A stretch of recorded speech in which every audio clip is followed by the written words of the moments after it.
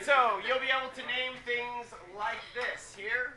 So you'll be able to name something like this, or something like this. The smiley face, that's just if you can do it, cool. If you can't name a smiley face, that's okay. So we're going to look at naming and how to write formulas. The cool thing is today we'll be talking about what is called the stock and IUPAC nomenclature systems. The stock system is named after Mr. Alfred Stock right here. Still used for naming ionic compounds. In 1921, the International Union of Pure and Applied Chemistry, called the IUPAC, developed a system of chemical nomenclature for any compound. When we look at compounds, there are some different views of compounds. First of all, we have the pure substances. Pure substances are composed of elements and compounds. In elements, we have atomic or molecular, and in compounds, we have molecular or ionic compounds. An example of a molecular compound is water. A simple example of ionic is sodium chloride. When we're talking about elements, atomic elements here are composed of single atoms, and then we have the molecular, which are the diatomics. To remember the diatomics, where do we look on the periodic table to remember the diatomic elements? 7 and 7. So we got nitrogen, oxygen, fluorine, bromine, iodine, and hydrogen over here. And then we also have the ones that are polyatomic atoms, which are right below the famous 7 and 7. We've got phosphorus, arsenic, and sulfur. Phosphorus and arsenic are P what? P4 and S4. And then sulfur is known as S what? S8. So those are ways of remembering it. They're directly below the 7 at 7. Kind of easy to remember for me. Types of compounds. We've got covalent molecular compounds, ionic, acids, hydrates, coordinate, organic, and these two here, hydrate and coordinate, are ionic compounds, but they are special types of ionic compounds called hydrates and coordinate covalent compounds. Some covalent compounds we are going to look at first of all. Again, this is just an overview of what we're going to look at or start to look at today. Covalent compounds, this is when you have a nonmetal element bonded to another nonmetal element. Now, on the periodic table, the nonmetals are located in what portion of the periodic table? Okay, the upper right. So the nonmetals are located up here, separated by boron and aluminum, of course. So if you know the nonmetals, the metals are located on the rest of the periodic table, with the metalloids in between that dividing line. Elements bond by sharing electrons. They form what are called molecules. Water is a primary example of a molecule. Exception number 1 is anything with an H in front of the formula mixed with water. So if you have something that looks like it's all nonmetals, but it's got an H written first, it's usually an acid, especially when it's mixed with water. Exception number 2 is anything with an NH4 in front of it. This is an ionic and is not covalent. So even though N and 4 H's is still all made up of nonmetal elements, it is an exception to that general covalent compound. So some of these here are, all of these are not covalent compounds.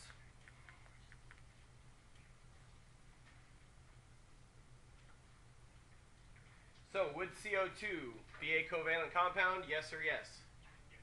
Yes, it would. All right. What about NO2? Covalent compound? Yep, because it's all made up of nonmetals with nonmetals. Now, the rules for naming covalent compounds, they are called binary compounds because they're composed of only 2 elements. The bi in this means 2, and that is a binary compound. So the way you name these is you write the name of the element that is first, the one that is to the left in the compound. The most metallic element is usually listed first. So the one to the left of the periodic table is usually listed first. That's a general rule. You write the name of the element that is second in the formula after writing the name of the element that is first. And then you apply a suffix, an IDE, to the second one's name. So it's first, then second, then IDE at the end. You want to minimize syllables as much as possible when naming this. and you want to apply prefixes to denote the subscripts, or how many are in the particular compound's name. You do not want to apply a prefix mono to the first element. It is usually not included as convention. So, prefixes that you use in a binary compound: 1 is mono, 2 is di, 3 is tri, 4 is tetra, 5 is penta, 6 is hexa, 7 is hepta, 8 is octa, 9 is nona, and 10 is deca. I'll give you a moment to write those down. Prefixes that you'll need to know for naming binary compounds.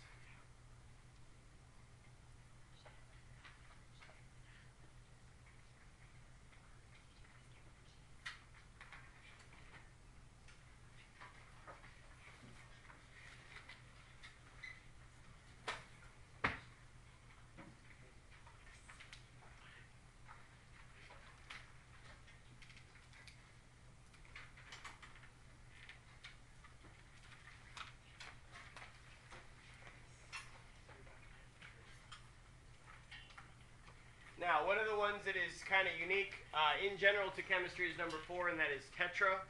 That is a primary prefix that is used oftentimes in chemistry describing 4.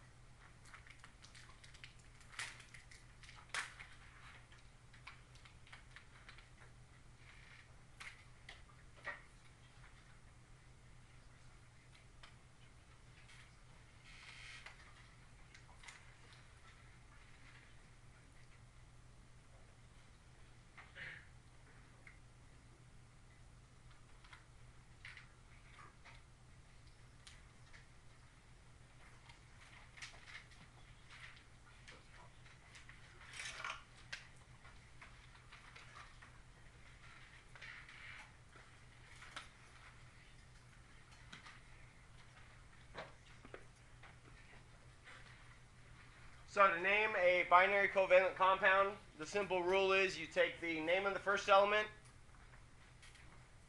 the base name of the second element with an IDE, and then you apply prefixes based on how many there are in the name. Common examples of this here are CO2 and N2Cl4.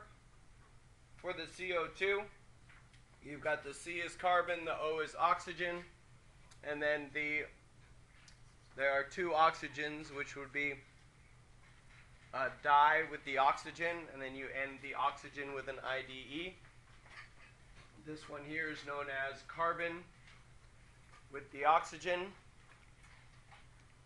There are 2 oxygens, so it's dioxygen, and then you change the oxygen to an IDE, which would sound like carbon dioxygenide, which has multiple syllables in it, and that is reduced down to carbon dioxide. It is not monocarbon dioxide because the mono is not included in the first element. The next one is nitrogen. Cl is the element chlorine. There are two nitrogens. So dinitrogen with the chlorine. There are how many chlorines? 4 chlorines. The 4's prefix is tetra. So that becomes dinitrogen tetrachlorine. The chlorine is changed to a chloride. And so the name of that compound is dinitrogen tetrachlorinide, which is changed around to chloride for simplicity.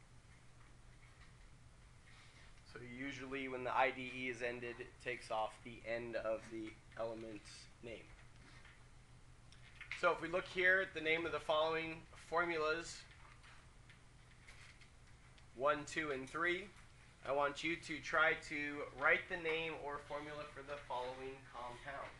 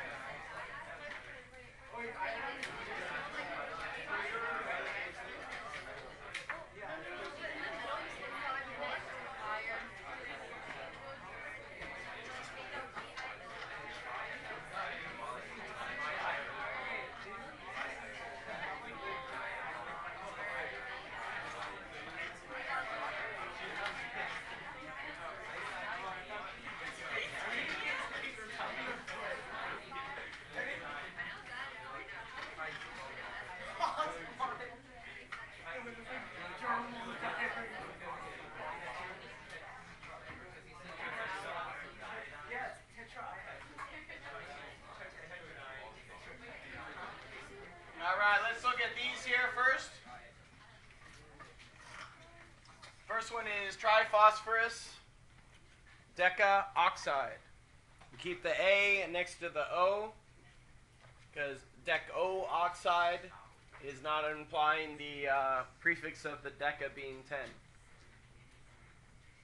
The next one here has one nitrogen. However, since it is in the first element, it would be just nitrogen monoxide or monoxide. You don't double the O on the mono. The next one here is a little unique because you have two of the iodides. So the first prefix here, 2, is what? Di. So it's diiodide pentasulfide, and the I's are kept in the diiodide, even though it seems a little funny. Yes, sir? Why did they decide to change monoxide to just monoxide instead of monoxide? Diiodide. Why did they do that? That's a great question. Could be because oxygen is so prevalent that they decided the monoxide has to be flowing better. And the iodine is not as prevalent. But good question.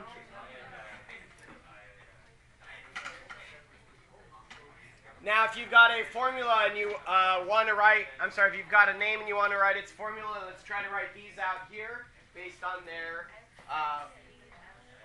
formula here.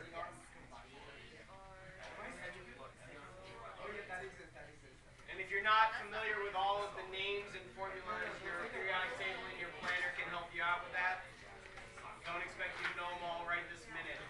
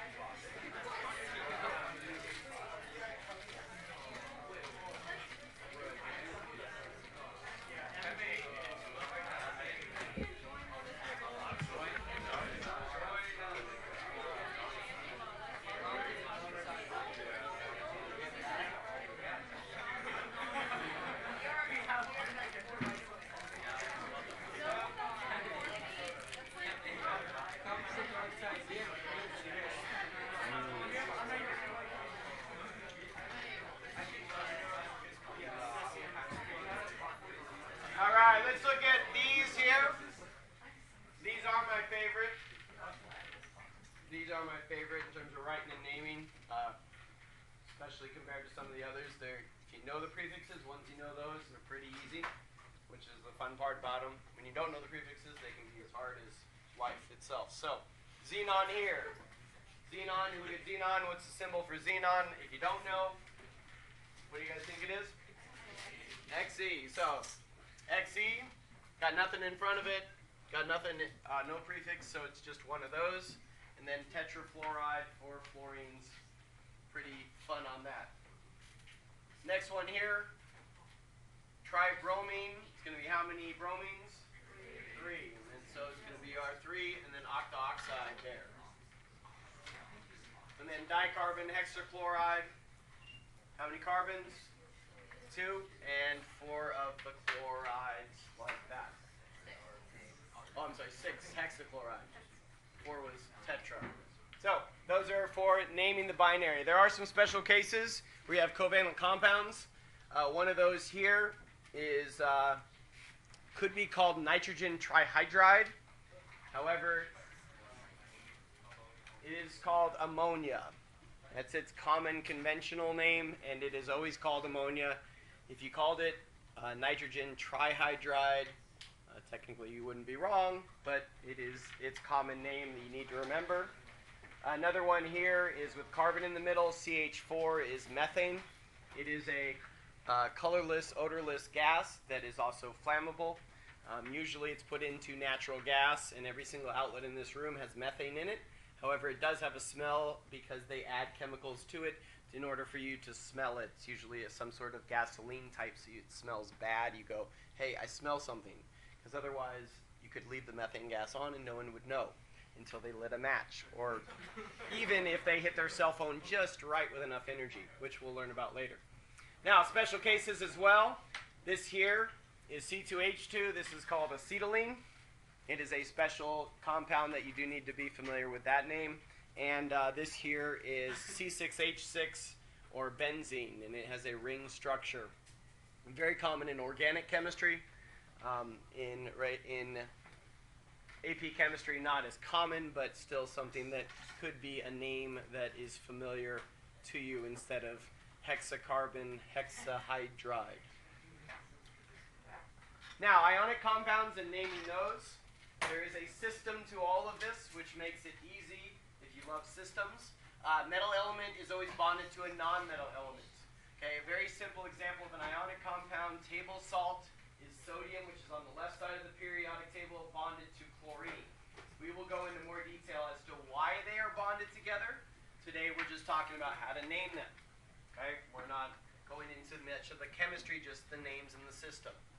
So they have to be neutral compounds. They are formed when a cation on the left side of the periodic table. These tend to be positive ions called cations. The ones that are on the right side of the periodic table over here, they tend to be the negative anions, and that's just a general pattern. When they come together, their charges have to balance. You have to have a neutral compound. If we didn't have neutral compounds in this world around us, you would reach for your coffee or your drink, and it would fly across the room because the charge on it, if it didn't, again, neutral, it wasn't neutral. If you had a positive charge, it had a positive charge, it would repel. Or everything would be stuck to you, or vice versa. It'd be really cool if that happened. I mean, that would be really cool. You're like, walk up to your car, and you're like, your whole car moves away from you. That'd be great. So, science fiction loves playing with these ideas, but nature is neutral. There are some things that are charged occasionally. When your hair sticks up, you put a balloon on it. That's charged particles. If you've had physics before, you know a lot about charge. If you haven't, it's not that hard. You got positive, you got negative, they attract. Opposites attract. All of you also wrote a song about it. But the cool thing is, these are called salts. Anything that's a salt is a cation and an anion combined together. Table salt is sodium chloride, most common. But everything is a salt where it comes together like this. So next time they ask if you want salt on your fries, ask them what type. They won't know. All right, formula. They are called formula units, not molecules. Covalent are molecules, nonmetals with nonmetals. Formula units are not molecules. They don't exist individually by themselves. Sodium chloride does not exist by itself hanging out. It is in a very large cluster of sodium and chloride matrix. So they're called formula units, not molecules. Formula unit is the smallest representative unit of an ionic compound. So in reality, a sodium chloride crystal may have 1 times 10 to the 23rd sodium atoms, or 1 times 10 to the 3rd chloride atoms connected together in a matrix. The simplest ratio of that is 1 to 1, and that's why it's called NaCl, 1 Na, 1 Cl. You don't put 10 Na or Na10, Cl10. Additional ions lead to formation of crystals. So if you have additional ions, you can get crystals forming, like salt crystals, things like that, for basically NaCl. So here's the matrix, the crystal structure, NaCl alternating, and this is what it looks like in real life if you were to see a really cool salt crystal. Sometimes you don't get to see those in restaurants and stuff, but they actually do art out of salt. You add different additives, different chemicals to it, and you get cool colors. If you like licking salt, you can lick, but I don't think they like it with the artwork. Now, ionic versus molecular compounds. A molecular compound is something like propane. Contains individual C3H8 molecules. Liquid propane is what you use on your barbecue. And over here, you've got table salt This is an ionic compound. So differences between ionic and molecular compounds. Sometimes people call molecules compounds. I don't like that, but you know, it works for some people. They call everything a compound. I technically think molecules, they are the smallest subunit possible, and they are individual, separated them from one another. General rules for naming. Write the name of the cation first. Metal first, so left side of the periodic table usually, and metals are always first. Use the anion as a guide to determine the cation charge. So you use the back of your periodic table, which has the ion list, which you will memorize, for your guidelines to determine the cation charge. You either use the stock name or the Latin name. I personally like the stock name because I never learned Latin and I don't want to. And I don't have to as a chemist because they don't use that very often. But occasionally you will see the Latin name. So either are acceptable. You want to write the name of the anion after writing the name of the cation. And the anion names that are supplied to you already have special suffixes. The suffixes are already on there. So the memorization is helpful for that. You don't have to know how to develop the suffix. However, there is a system you'll see in some of the patterns for the suffixes that you see on the ions, the anions. The anion name is still preferred. You do not want to apply prefixes to denote subscripts. So you do not want to include a prefix at any time with ionic compounds. Some of them will have prefixes in their names, so you just watch out. Like bicarbonate has a prefix in its name already. It doesn't change the amount you have in it. So that's a little tricky. You don't want to add a prefix at any time. You only use prefixes for covalent compounds. Cations and anions bound together until the total charge is 0. This is the general rule of any of ionic compounds. The net charge has to be 0. If the net charge isn't 0, it's written wrong, you're wrong. If the net charge is 0, it's perfectly correct all the time. So net charge is 0, you get it to work out, you're good to go.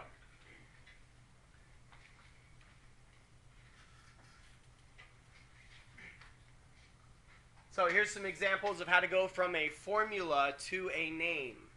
So on the first one, formula to a name. So using a periodic table and an ion sheet, you can usually determine most of this, but not always. Sometimes you need to figure out the information from it. So in this here, the first thing is a metal, and that metal is Ca is calcium. The second element in this is Cl. What element is that? Chlorine. All right, and since it's chlorine, but we know again it's supposed to end in chloride because it ends in IDE as the anion. Now there are two of them. So what do we need to put in front of the chloride? Yeah? No. You do not put the dye in front. If you put the dye, you die? No. I know, it's too serious. Some of you take me seriously. Oh no, I'm gonna die. No, you know, on the test, you die on a problem, you get it all wrong. It would suck. But that would be a whole other story. So you don't want to include the dye. That's one of the rules. All right. Next one, NH4 is ammonium. It is the one non-metal cation. It has NH4. All four of the H's and an N together have a positive 1 charge, so they act like many of the metals do. They act like lithium or sodium or potassium or rubidium or cesium or francium. All of those behave similarly. They all tend to want to lose 1 electron. That's what causes that positive 1 charge. They have 1 extra proton than electron.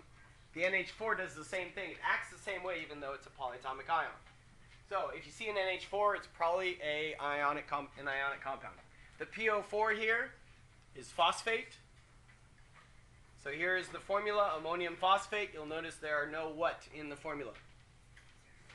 No prefixes.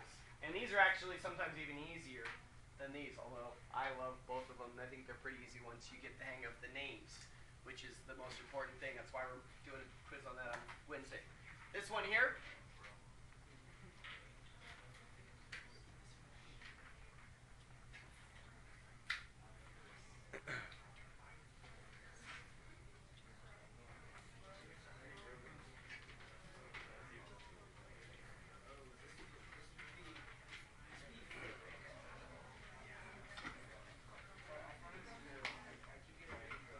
look at this one, we're looking at the Fe. The Fe is usually the harder one. You start with the anion.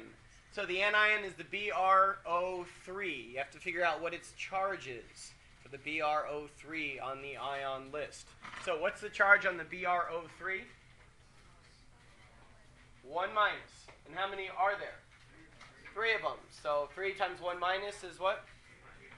Okay, 3 minus. So you got a 3 minus charge on this thing. So in order for it to be 0 charge, what charge do you need on this? 3 positive. Very good. So you got 3 positive here, 3 negative. So this has to be the iron that has a 3 positive charge. You could simply call it iron parentheses Roman numeral 3. But it's determined by the bromate, and this bromate here is bromate with a 5 Roman numeral on it. It is part of its name there. So to determine which one it is, we had to determine the charge on the bromate. There are 3 of those, negative 3 charge. It's going to be the positive 3 iron 3 bromate. Iron 3 bromate 5. Now, the good thing about the Roman numerals is the Roman numerals on the cations always refer to the charge. Okay? The Roman numerals on the anions refer to something else, which we will learn more about as we move on, which we don't need to know about specifically now. These would also be acceptable names. This is the preferred name here. This is acceptable as well if you don't include that Roman numeral on the bromate. Ferric is the same as iron 3, so ferric and iron 3 are exactly the same. Bromate and bromate 5 are all the same. If you do not include the 3 in the iron and you just say iron bromate, that's 100% wrong. So that is very important, the Roman numerals on the cations for some of these. So examples of how to go from a name to a formula. If you have a name like lithium phosphide here, the first thing you do is you write down the elements that you have for each of them. The lithium here is a 1 plus charge. In the first group on the periodic table. The phosphide is a 3 minus charge.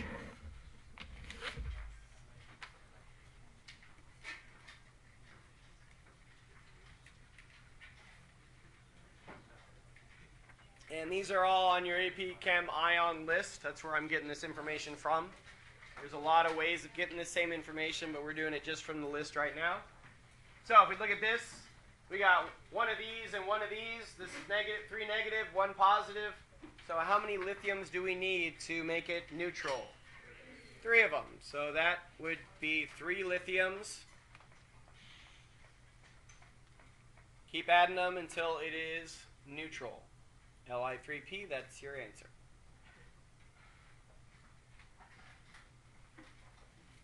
Next one, calcium nitride.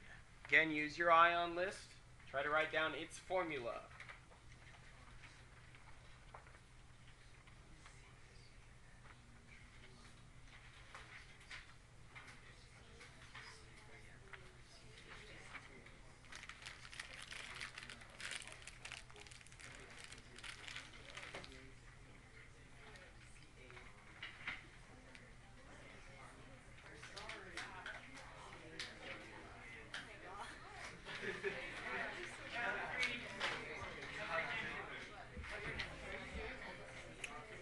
All right, let's look at this one here. Calcium nitride, we got the calcium, we got the nitride ion.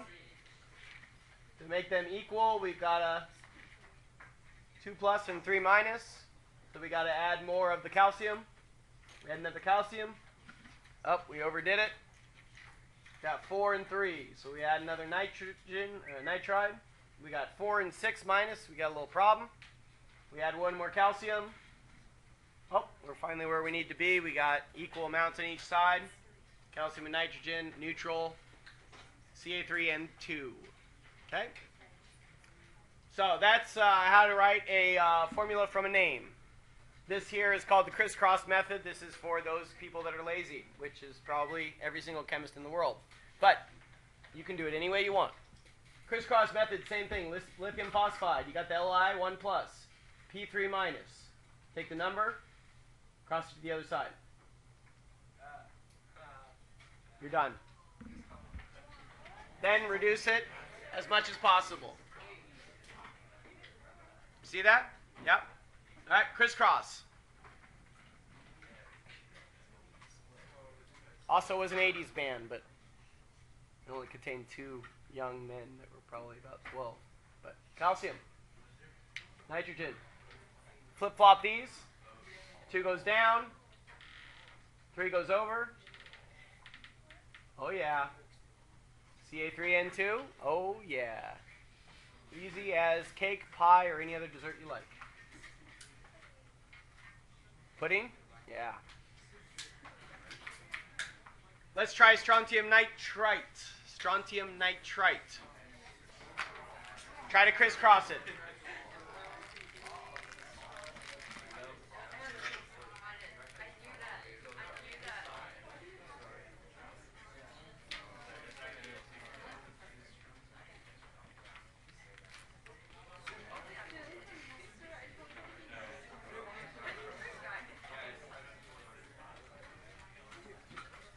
All right, let's look at strontium nitrate. It is nitrite is a little trickier, not intentionally, but a little trickier.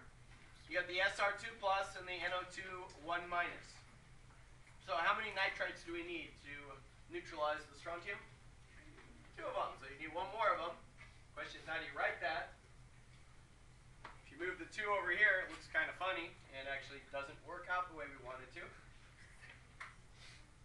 Put the 1 over there. That's the crisscross rule. Seems to be working just fine, but we got a funky looking 2. Unfortunately, this here says something different than what we should get. This says SRNO22, which is a little bit different. We wanted 2 of these things, nitrate ions. We didn't want to do whatever we did here. So to do that, we use parentheses around the NO2. Like that, to show that NO2 is an ion that stays together. And there are 2 of the NO2s, 2 of the nitrite ions. And that allows our rules to work and the formula to be in place in terms of how it behaves with strontium nitrite. Not a major trick, but that's one problem with the crisscross rule. Sometimes you got to pay attention, not a problem. Watch out for hydroxide. This one is same type of issue. People always make this mistake on the AP test. These are the people that don't pass. Now, you may be going, oh yeah, I won't make that mistake. Well, it's good. You shouldn't. Especially after seeing this, because strontium and hydroxide. Hydroxide is the OH, 1 minus. Strontium is 2 plus. You crisscross them, the 2 goes down here, the 1 goes over here, right? Piece of cake. You've got SrOH2. Now, sounds like it would work because you crisscrossed them and did everything right. The problem is this here is also called H2O or water. If you added strontium to water, it would react violently. So the problem we're having isn't just the name, it's, what did we forget to put on there? Parentheses. Now, I would say you would explode if you did this on your test, but that's not going to happen. You're just going to suffer miserably and be sad that you didn't get it right, because all of you want to get it right, and I know. So that's what we want to do. We want to know how to do it. So that person would not succeed. This here would be a great success. Everyone would be happy. So what I would like you to do with these 4, I'd like you to attempt to write the name of the following ionic compound. You may use your person next to you or the people at your table. If you are stuck on any of them, and I'll be glad to help you out, I want you to be successful on these 4. So try to write these down right now. If you already have the PowerPoint printed, don't look at the answers, because it doesn't really do you any good to see that. Try to do it without looking.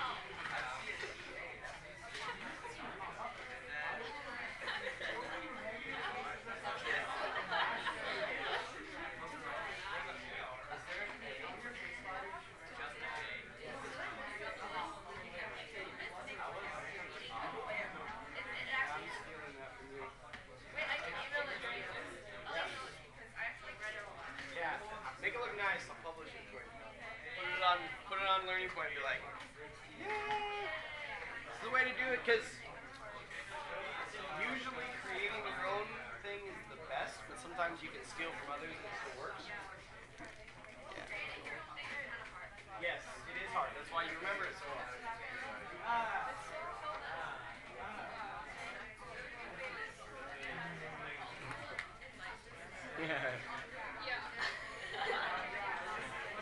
All right, let's check our answers. 1, 2, up here. Here we go. 1, 2, up here. Let's check and see how we did.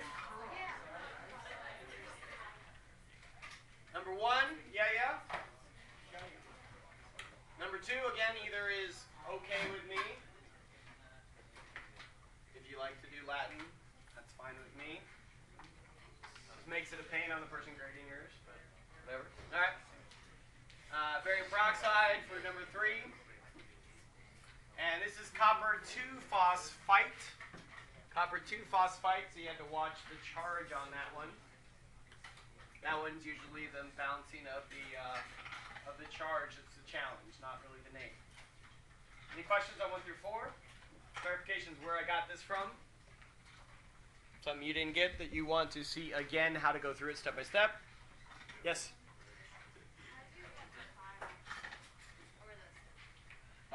Which one? Number 2? This here?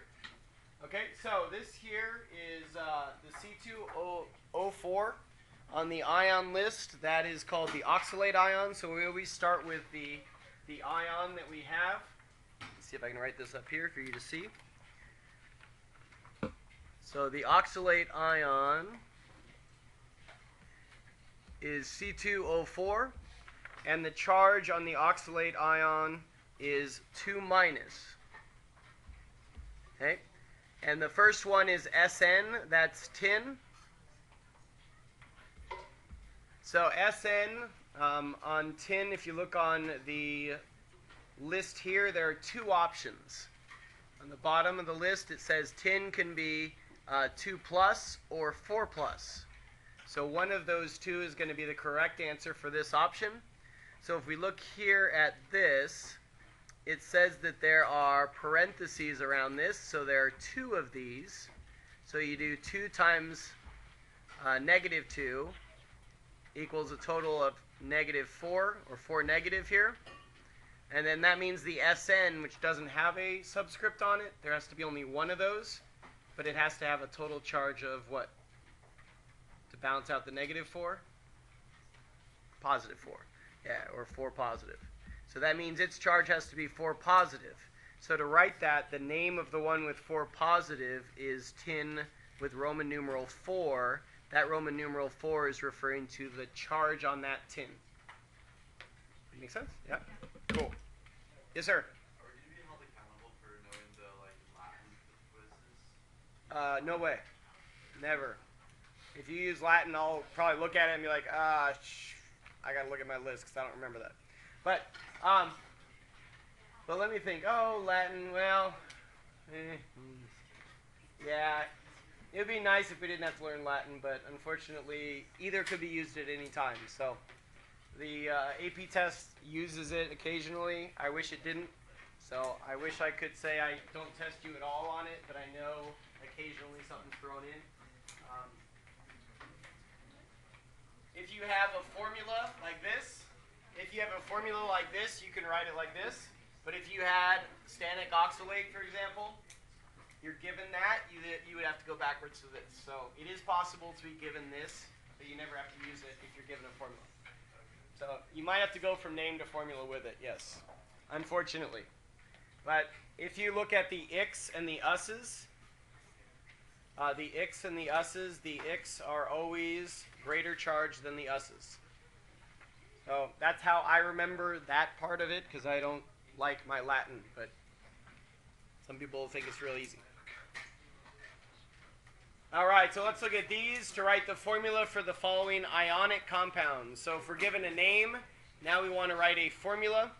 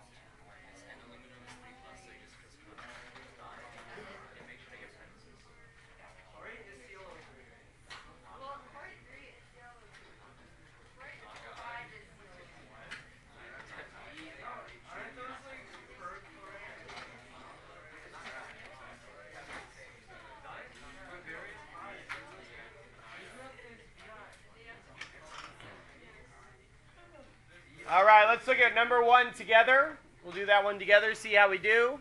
So bismuth with the Roman numeral 5, what would that be? Bi? What charge does it have? 5 plus, all right? And then carbonate. See what? CO3. And what's its charge? 2 minus, all right? So we use our crisscross rule. Crisscross that, goes down there. There's a 2 there. There's a 5 here. Make sure we use some parentheses here. And our answer should be Bi 2, CO3 5. So there's our bismuth 5 carbonate. Next one, aluminum chlorate the third. Well, chlorate the third, yeah, exactly. Chlorate the third. It's also called chlorite. Chlorate the third. In a few years, they will probably only use the Roman numerals in the future, but aluminum is Al. Chlorate with the Roman numeral 3 is what formula? ClO2. Okay? And it's got a what? Minus how many? Minus 1. Aluminum's got a 3 plus. So we crisscross this. Yay! There we go. And I'm just going to cross that out to be really lazy. If you have a pencil, it works great because you can erase it. Looks even better. And here's ferrous thiosulfate and cadmium hydroxide as well. So I didn't give you a chance to write water out this time. Cadmium hydroxide is one of those hydroxide trick ones as well. Thiosulfate, you'll see here the thiosulfate, ferrous. Thiosulfate, the ferrous is the Latin name that you would have to use to get to the Fe. What is the charge on the ferrous ion, according to our ion chart?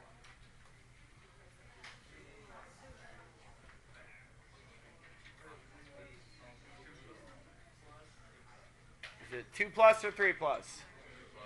2 plus, all right. So again, these should be written and they should be neutral. If that's 2 plus, the S2O3 has to be 2 minus for the whole thing. And it's a 1-to-1 ratio. That's why neither of them have parentheses around them. The cadmium hydroxide is a 2-to-1 ratio. So this is why the OH has parentheses around it. 2 of these to 1 of these, because cadmium's charge has to be what? This is negative 1, 1 negative. There's 2 of those. This has to be 2 positive. So the anion always tells you. And that's why if you know all of your anions, we're only tested on a few of them by Wednesday, but if you know all of your anions, it makes naming much easier, knowing the anions. Now, there are some unusual ions. Unusual ions. One unusual ion is mercury. And you can even see that on the chart. It doesn't quite fit the pattern as most of the rest of them. Okay, mercury 1 exists only as Hg2 2 plus. It connects to another Hg, and both individual Hgs have a 1 plus charge on them, but they're attached. So that's why it's called mercury 1, because it's kind of like the mercury has a 1 plus charge, but they're connected together. So that's why the whole thing has a 2 plus charge. So it's a unique name because you would say mercury 1, that would have a 1 plus charge. However, it has to have 2 mercuries. It's a unique example. Mercury 2 is just Hg2 plus.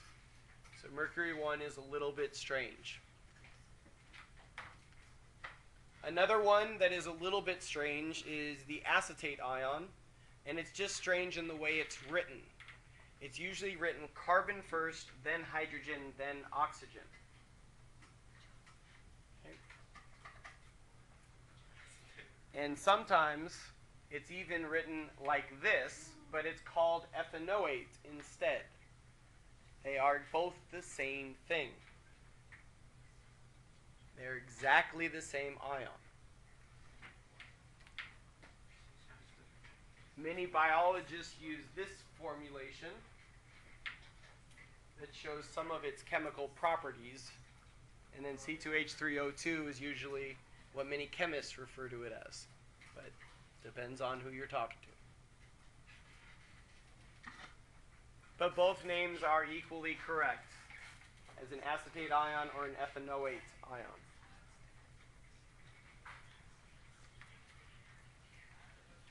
Now, when we look at endings, okay, endings on particular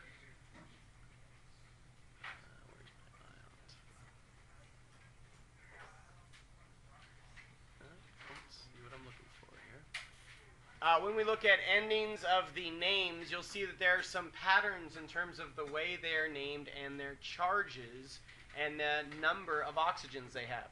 If you look at this list here, which one of these has the largest number of oxygens? Okay, the chlorate, 7. Very good. And then you'll notice it has a total of 4 oxygens. Its name is perchlorate. Per coming from hyper, which means lots of.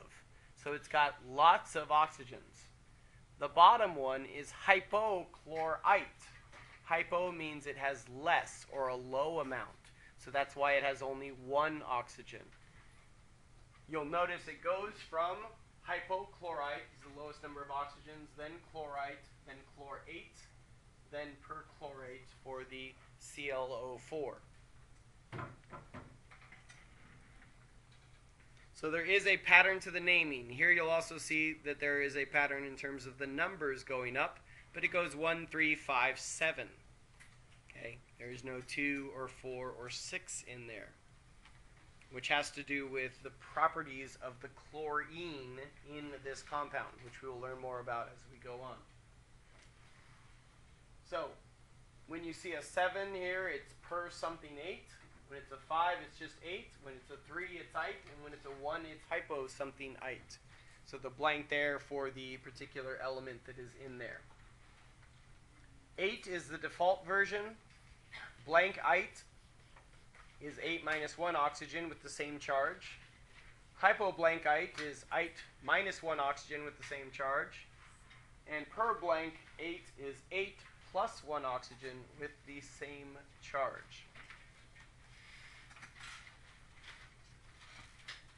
So if you remember the 8th one for the ion, you'll remember all the other ones from that. You remember this pattern. So look on your ion sheets here. See if I've got any other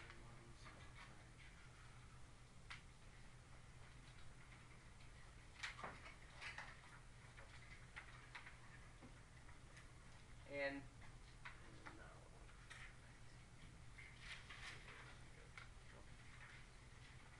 so this can be applied to things like bromate 5, for example, iodate 5 as well. For example, the chlorates are the primary example to remember on these. So 8s and ites. Bromate is BrO3 1 negative. Bromite would be BrO2 1 minus. What if you had hypobromite? How many O's would it have?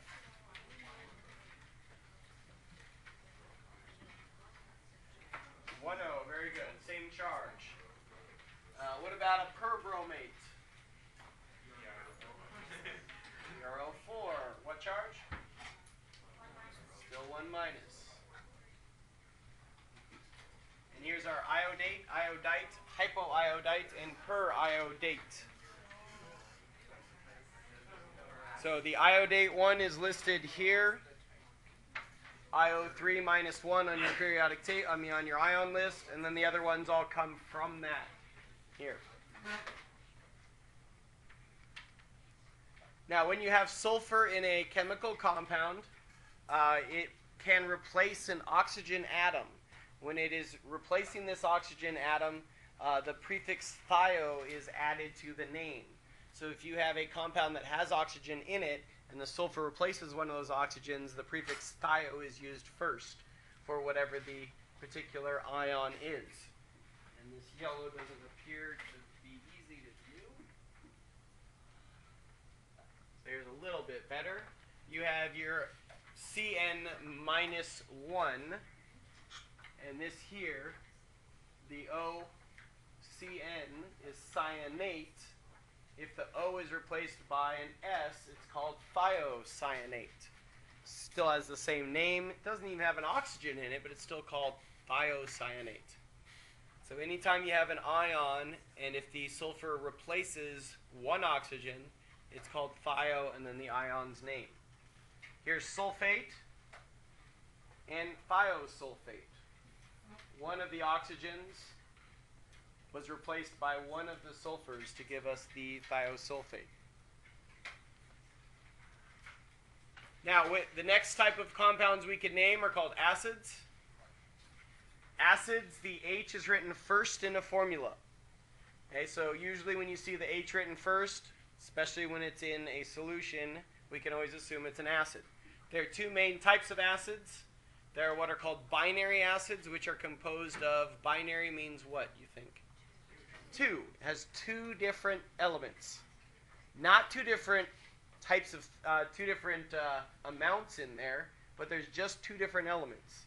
There can be multiple H's and multiple of this anion, whatever it is. So you can have different ratios, but it has to be only two types of elements.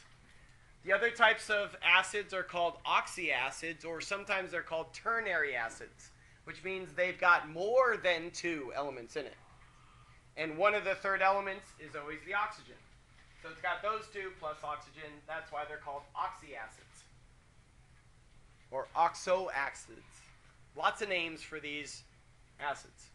Some people even would say they're polyatomic acids because they have something with more than one type of atom in the anion.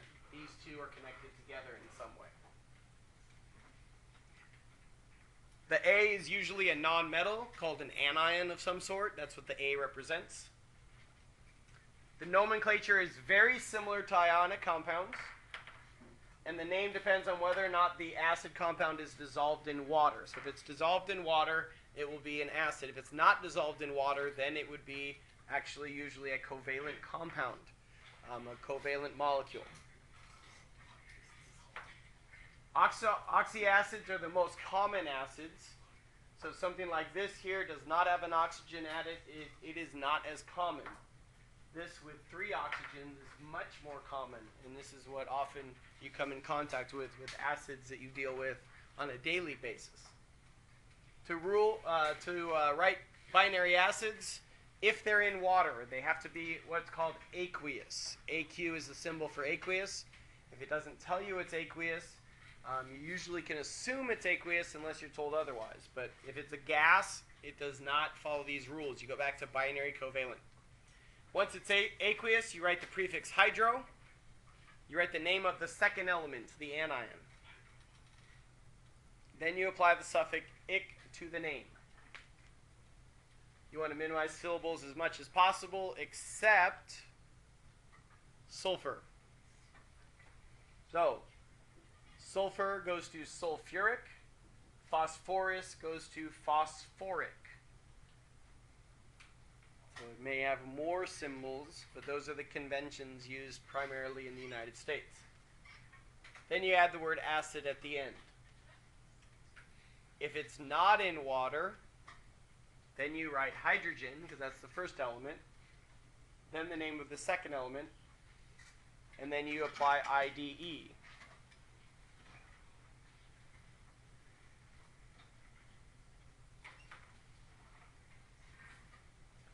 This is the same rule as binary covalent here.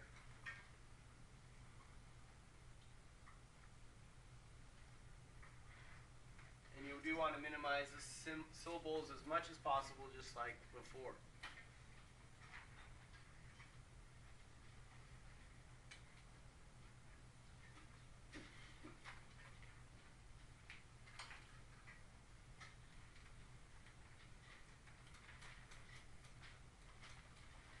So here's an example of how to go from a formula to a name. You'll notice H2S here and H2S here. One is a gas, one is aqueous. So with the gas one here, you do hydrogen and sulfide, because you've got the sulfur ion, you've got 2 hydrogens, but that is not necessary when it is, again, a gas for this particular molecule, so hydrogen sulfide would be an acceptable answer. If it's aqueous, that means it's in water. You write hydro first, telling it that it's in water. Then sulfur. And you change the sulfur to sulfuric. And then add the word acid at the end. So hydrosulfuric acid is H2SAQ.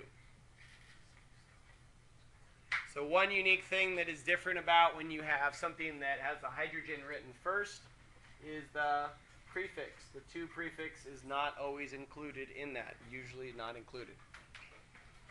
So the di isn't there in that case. When you have what's called an oxyacid, you write the classical name of the anion. You want to change the ending of the anion to the following. So the way to remember this is with acids, I always remember that acids have a unique taste. Some people like the taste of acids. I'm going to pretend like I don't, even though I do. Some acids, that is, like vinegar. But if you drink an acid in chemistry class, if you ate an acid in class, it would taste icky. How would it taste if you ate an acid? It would taste icky. So it might, it what? It might, it what? Might be a bad idea for us. For who? For us to drink the acid. If you ate acid, it might taste what? It goes to ick. It might be a bad idea for who? Us. O-U-S, to drink it.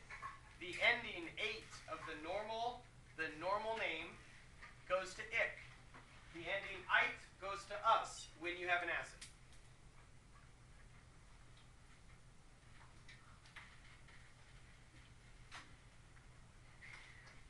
Tell the person next to you what would happen if you ate acid.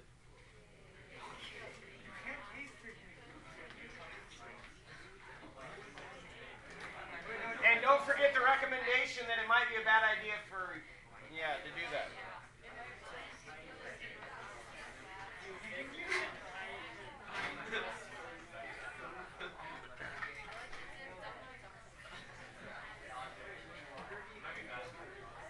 All right, so the cool thing about these, boom, you know the name. You got the name? Awesome. You got the name, change it. A to ick, I to us, you're good to go. Then you just add the word acid and you're done. I love oxyacids and naming. Once you know the names of the anions, which you're memorizing, the end of it is up. You ate the acid, tastes icky. Might be a bad idea for us to do it. Boom, I'm done. And just add the word acid. One thing you'll notice is I did not add hydro on here. That's the difference between oxyacids and binary. Binary has hydro. Oxy, no hydro. Okay? They both have the word acid. So if you see hydro, it's binary. Gives it away. So if we look here at this one, HClO3, we look up the ClO3. Now, H has a +1 charge in an acid. So that's +1, so the ClO3 is 1 negative. So you got a positive and a negative. ClO3, what's the name of ClO3 based on our chart? It is the chlorate. Very good. It is the primary form of the chlorate. Okay? That chlorate would change to what? Chloric. And then you add the word acid, and you are done. That's it. The word acid tells you that there's going to be a hydrogen in there as well for writing the formula. Here's another one, HNO2. The NO2 ion is the nitrite ion. Very good. Nitrite. Not as common as the nitrate, but easier to write because it only has 2 oxygens. Nitrite. Ite goes to what? Us. Nitrous, and then the word acid, and you are done. So please write the name or formula for these acids. I'll give you 2 minutes. On your mark, get set, go.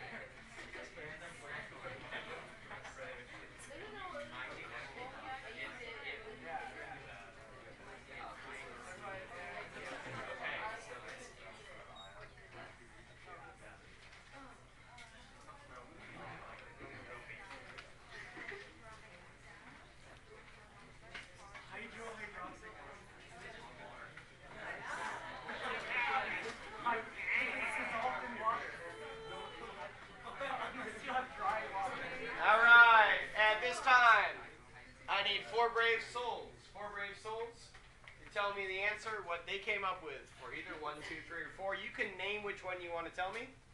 Yes, sir. Number 2, Yep. acid. Bromic acid. All right, number 2, bromic acid. That's your belief. Thank you. Next one. Yeah. You have your hand up?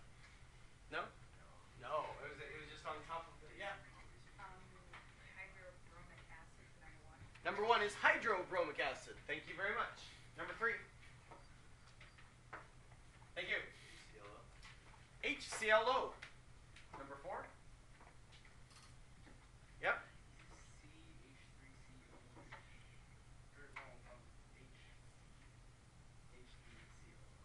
H3COO. Okay, H3COO. Let's see how we do, all right? Here we go. HC2H3O2, ethanoic acid, hypochlorous, bromic acid, and hydrobromic, as I think I heard from your responses. So it looks like we got 1, 2, and 3, and 4 was a counting issue, right? Not a problem, just a counting issue. Okay, ethanoic acid, the H's are not written together. The H's are not written together because the H in front implies it's an acid. That's the tricky thing about this. This is also called acetic acid. When you drink it, it's also called vinegar. It's a low percentage. So, ethanoic acid, next time you have vinegar, you can say, Mom, I'm drinking some ethanoic acid. And she'll be like, what? She may know what you're talking about. I know some of your moms. All right, next one. The next part are nomenclature of what are called acid salts. So, when you have an acid salt, you have a hydrogen and an anion name. Here, when you have an acid salt with 2 hydrogens, it's called dihydrogen, plus the anion name.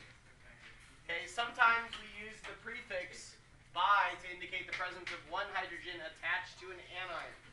So bicarbonate is one example of this, primary example of this.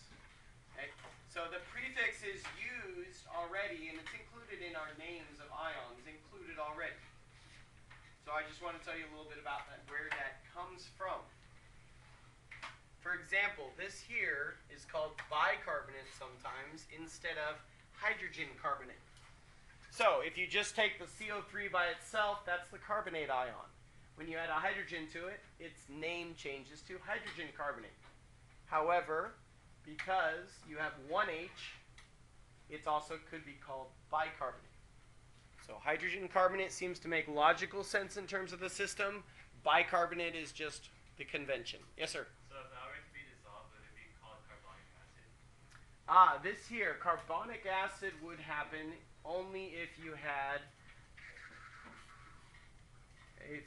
another H attached to it, another H, and it was dissolved in solution. You would then get carbonic acid. But this is just the ion, the anion, that attaches to another hydrogen. And so carbonic acid is actually a pretty complicated mixture of the HCO3, but that's primarily what happens in your bloodstream in your body. This is one of the reasons why your body is able to breathe out carbon dioxide and breathe in oxygen, and your blood actually has a lot of bicarbonate ions floating around in it, so that the bubbles don't form in the wrong places and you have trouble with the CO2 content and you die and things like that. So it's really cool biological chemistry, and we'll learn details about how that works. This here is called bisulfide or hydrogen sulfide with the H. Again, either of those are correct, and we do have to be aware of both, because if we're given the name, we got to go back to convert. And then here, bisulfate, HSO4, 1 negative. Let's see if I've got all these here for you. Bisulfate. Yeah, bisulfate. So these are all, again, on your list. I just want to tell you where they come from, why they have these apparent prefixes of bi, where that comes from. So it's kind of weird that it's bi and there's only one hydrogen, right? Why would that be? That's a good question. I haven't answered that yet. So hydrogen sulfide or bisulfide here is the SO3 negative 1 with the hydrogen here. The next type of compound that we need to be aware of are hydrates. Yesterday we did a molar mass of a hydrate. These are ionic compounds that contain water molecules in a definite ratio as they crystallize. Not ration, but that's cool. The trapped water molecules can be heated away from the compound. So you can actually have a compound that contains water molecules attached to it, and it's a dry powder. A really cool thing is if you take it camping in the middle of the desert, you put it into a container and you heat it up, and guess what? The water comes out. And you can pour the water off and safely drink it. It's a really cool thing if you're a really lightweight camper. And it's pretty cool how it holds the water molecules, and so it doesn't evaporate as you're carrying it and hiking through the wilderness where you're going. But hydrates have cool applications. The cool thing about hydrates is they're compounds, when they lose the water, they're called anhydrides. So anhydrides are the chemical without any water attached to it. Many chemicals actually pull water out of the air and become hydrates. So nomenclature rules for a hydrate is you name the ionic compound, then you add the word hydrate with the prefix denoting the number of H2O molecules. A dot, which we saw yesterday, is used in the formula to denote trapped H2O. So it tells you how many H2Os are trapped in that hydrate compound. Here's an example of one magnesium sulfate, and there are 7 waters. So the 7 is hepta. So it would be magnesium sulfate heptahydrate is the name of this compound here. So that's all you need to do to name that compound. I know some of you are still writing down the rules here. I'll give you a sec on that.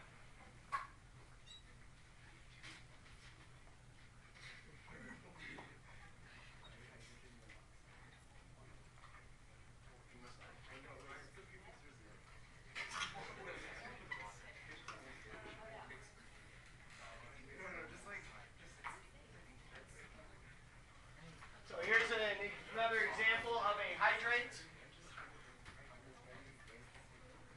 Okay, here's a name going to a formula. So here you've got the name going to the formula. So the first thing you have is sodium thiosulfate. So sodium symbol is what? Looking on your sheet. Sodium's got a weird symbol. It doesn't match its name. Happens to be Na. Sodium, and then Na has a 1+ charge. The thiosulfate is on the bottom right. It's got a 2- charge. So you have to have 2 sodiums with the thiosulfate. Then you write down your little point. Those 2 need 2. You've got 5 is your penta, and there's your hydrate. Got to make sure your formula is neutral, no charge. Then you add your little point in the middle, and you're good to go. And then you draw a picture of it like that. Or you look it up on Google and figure out a cool structure. It's pretty cool the way the waters are interacting here with it. The waters here are the red with the whites here that kind of look like Mickey Mouses. The ears are like the white there. The red is representing the oxygen, the white is representing the hydrogens. But this is a cube representing one of these, just one of these. That's one pentahydrate here.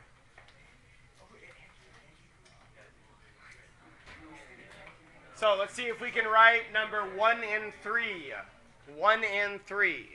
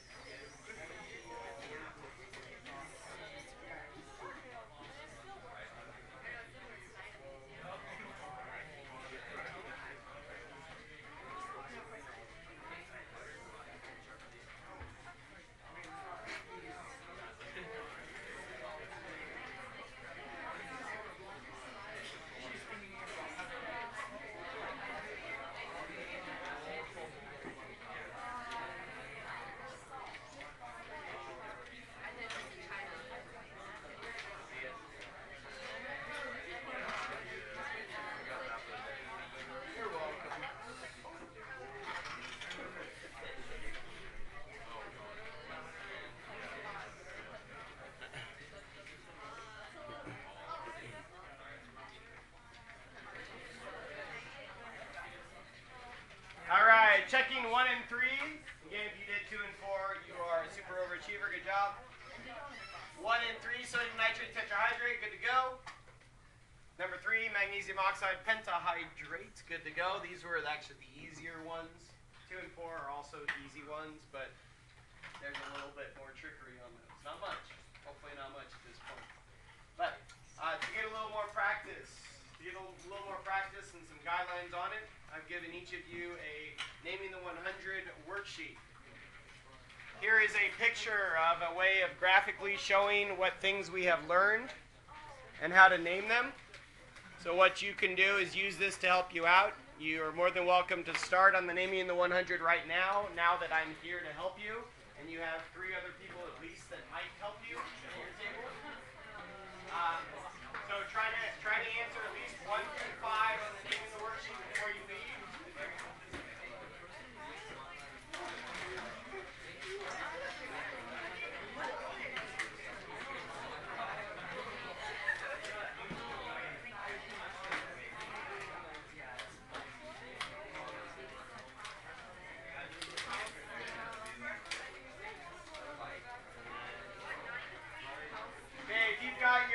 Contract here, syllabus contract, and safety contract. Make sure you bubble in your ID and put it right up here in this front table.